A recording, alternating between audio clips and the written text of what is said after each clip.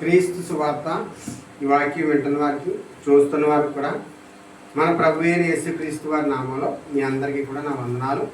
మొదటగా దేవునికి స్తోత్రములు వందనాలు చెల్లించుకుంటున్నాను. ఈ సమయాన్ని దేవుడు మన అందరితోని ఆ దేవుడు మాట్లాడటానికి మనకి ఈ సమయాన్ని మనకి దేవుడు ఇచ్చినందుకు దేవుడికి మహిమ కలిగిన గాక. మీ అందరికీ కూడా నా వందనాలు చెల్లించుకుంటున్నాను. ఈరోజు వాక్య భాగం ఏంటంటే దేవుని వాక్యం, దేవుని మాటలు మనం వినాలి. మీరందరూ కూడా నాతో పాటు ఏకీవించాను. క్రీస్తు సువార్త ఈ వాక్యాన్ని మేము చెప్తున్నాం. దేవుని మాట, క్రీస్తు సువార్త అంటే ఏంటి? దేవుని మాట, సువార్త అని అర్థం. ఈరోజు మన వాక్య భాగంలోకి వెళ్ళే ముందు చిన్న ప్రార్థన చేసుకుంటే దేవుడు కోసం మనం ఈరోజు నేర్చుకుంటున్నాం. దేవుడు ఏం మాట్లాడతారో మన జీవితానికి ఏది అవసరమో మన బ్రతుకులకి ఆ మాటలు మనకు బయలుపరుస్తాడు దేవుడు.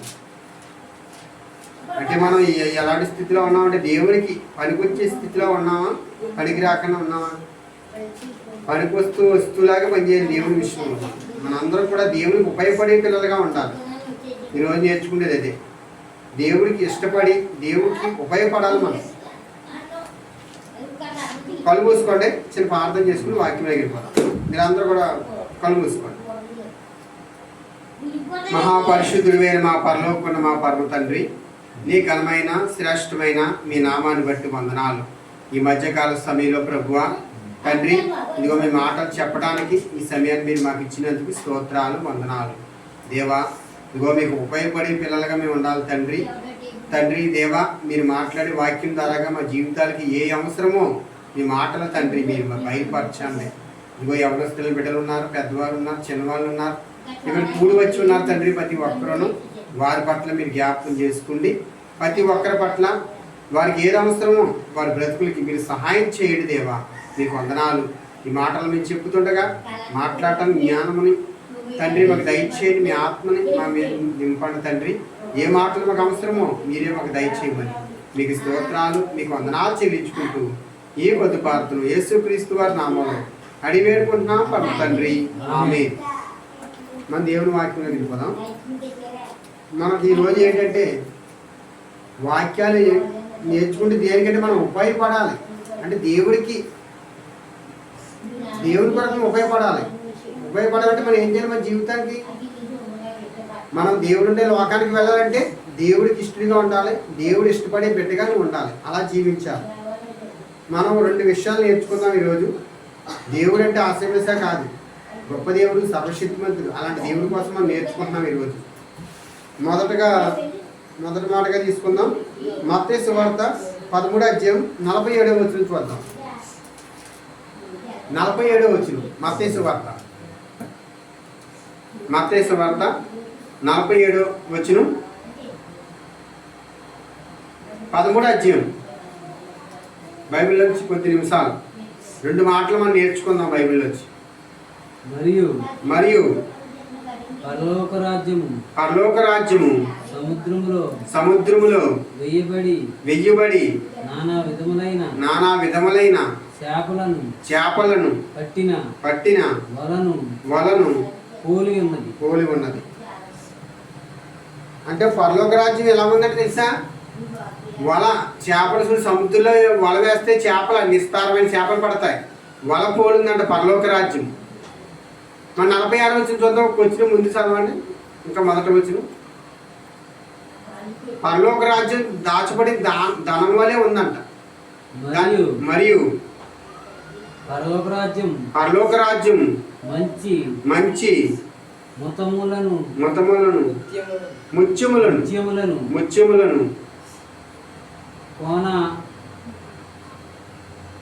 వెతుకుచున్న పోలి ఉన్నది. అంటే ముత్యముల వలె ఉన్నది పరలోక రాజ్యం. అలాంటి రాజ్యాన్ని మనం వెతకాలంటే ఇక్కడ ఏమని చెప్తున్నారంటే వల పోలు ఉందండి. సముద్రంలో చూడు చేపలు పడితే వలను బట్టి పరలోక రాజ్యం ఆ విధంగా ఉన్నది.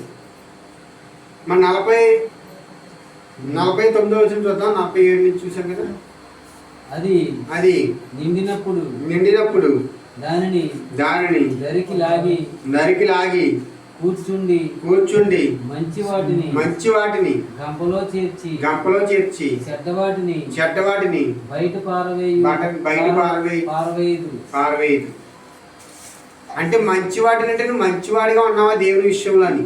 అంటే మంచిగా దేవునికి ఇష్టడిగా ఉండాలి. దేవుడికి అనుకూలమైన బిడ్డగా ఉంటే మంచి వాటిలన్నీ కూడా గంపలో ఆ గంపే పరలోక రాజ్యము.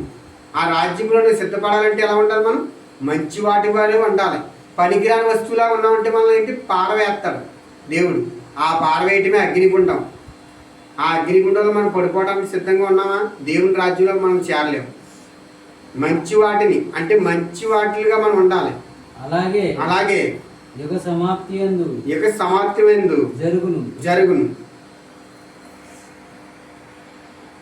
దేవదూతలు వచ్చి నీతిమంతుల్లో నుండి దుష్టులను వేరుపరిచి వీరిని అగ్నిగుండంలో పడవేయుదు.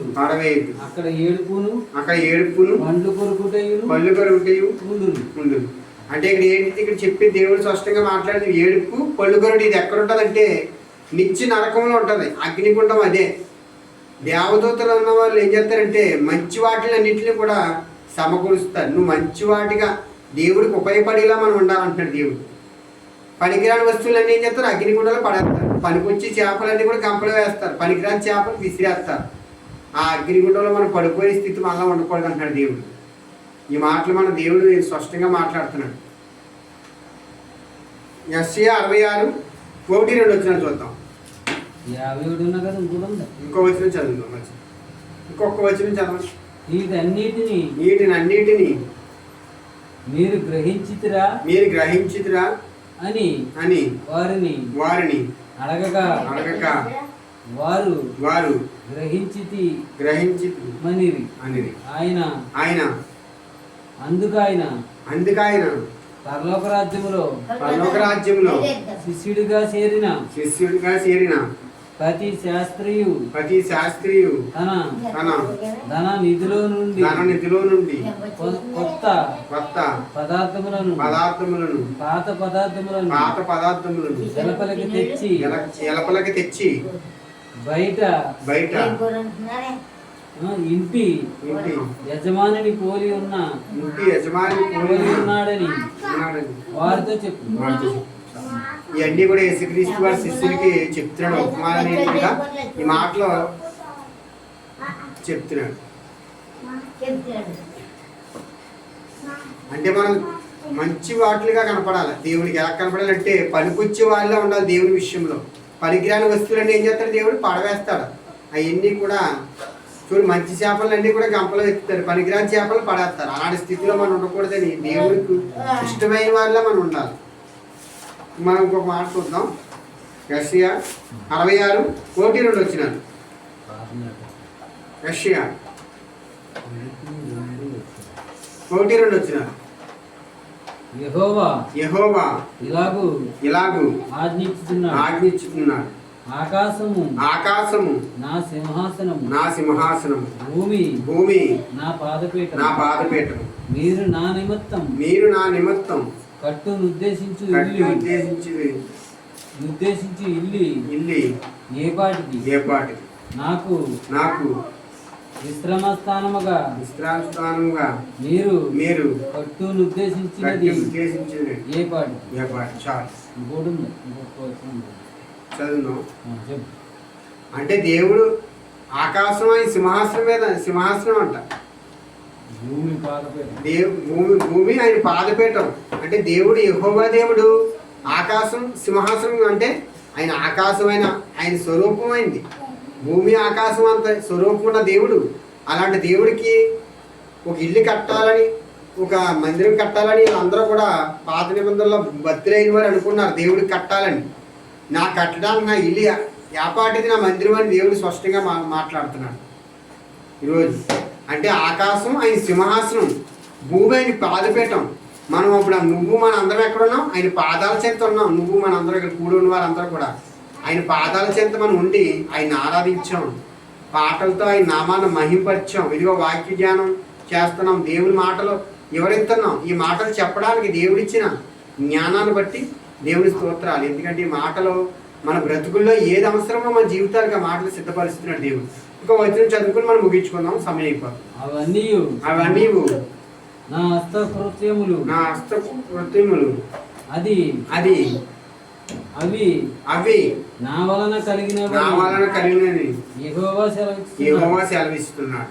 ఎవడు దీనుడై నలిగిన హృదయము గలవాడై నా మాట విని వణుకుచుండును వానినే నేను దృష్టించు. దేవుని స్తోత్రం కలిగిన గాక. హల్లెలూయా. అంటే దృష్టింతాడు దేవుడు. ఎవరు నలిగి హృదయం అంటే మన హృదయం ఎలా ఉండాలి? నలిగి మెత్తన పడి చూడు, రాత్రి హృదయాన్ని మెత్తగా చేసేవాడు దేవుడే. అలాంటి మన హృదయం అంటే నలిగిన హృదయాన్ని లక్ష్య పెడతాడు దేవుడు. చూసే దేవుడు. నీ హృదయం, నా హృదయం, మన హృదయాలన్నీ కూడా దేవుడు తెలుసు. దేవుడికి ఎలా ఉండాలంటే మన హృదయం మనం తగ్గించుకుంటే దేవుని ఎదుట మనం భయభక్తులుగా ఉంటే దేవుడు లక్ష్య పెడతాడు మన పట్ల. యెహోవా దేవుడు అంటే ఆశీర్వదించిన దేవుడు కాదు, మనం నమ్మిన దేవుడు. సర్వశక్తిమంతుడు, బలమైన దేవుడు అని ఆయన పేరు ఉంది. మనకి ఈ సమయాన్ని దేవుడు ఇచ్చినందుకే దేవుడు స్తోత్రం కలిగింది కాక. ఈ సమయాన్ని ముగించుకుంటూ సమయం అయిపోతుంది కాబట్టి మనం అందరం కళ్ళు మూసుకుంటూ ప్రార్థన చేసుకుంటాం. మహాపరిశుద్ధులైన మా పరలోకమున్న తండ్రి, మీకు వందనాలు, స్తోత్రాలు. ఈ సమయంలో మీరు మాట్లాడిన ప్రతి మాటను బట్టి వందనాలు. ఇగో ప్రభువా, ఈ సమయంలో తండ్రి ఆకాశం మీ సింహాసనం, భూమి మీ పాదపీఠమని ప్రభువా, నలిగిన హృదయం ఉన్నవారు అందరినీ కూడా మీరు లక్ష్య పెడతాను. మీ అంత భయభక్తులుగా ఉండి మీకు భయం కలిగి మేము ఉండాలి తండ్రి. దేవుడు గొప్పవాడు, సర్వాధికారి, సర్వశక్తిమంతుడు అని మాలో భయంతో భక్తితో మీరు నడుచుకోవడానికి జ్ఞానమును మీరు ఇచ్చినందుకు స్తోత్రాలు తండ్రి. ఈ మాట్లాడిన ప్రతి మాటను బట్టి వందనాలు. ఇదిగో ప్రభువా, మత్తయి సువార్త 13వ అధ్యాయంలో తండ్రి 47వ వచనం నుంచి ప్రభువా మీరు మాట్లాడిన ప్రతి మాటను బట్టి స్తోత్రాలు. ఇదిగో తండ్రి, వలను పోలి పరలోక రాజ్యం ఉందన్నారు ప్రభువా. అందులో పడ్డ చేపలన్నీ కూడా, మంచి చేపలన్నీ కూడా గంపల్లోకి వెతుతారు తండ్రి. పనికిరాని చేపలన్నీ కూడా పడవేస్తారని దేవా, మేము ఏ స్థితిలో ఉన్నాం? పనికొచ్చే వారిలో మేము ఉండాలి తండ్రి. దేవాటి స్థితిలో మమ్మల్ని ఉంచండి.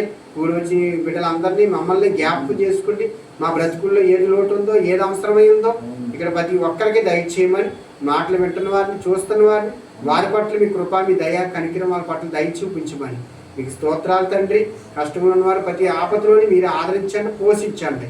మీకే స్తోత్రాలు, స్తుతులు చెల్లించుకుంటూ ఈ కొద్ది ప్రార్థన మహారాష్ట్రీయన యేసుక్రీస్తు వారి నామములో అడిగి వేడుకుంటున్నాం పరమ తండ్రి.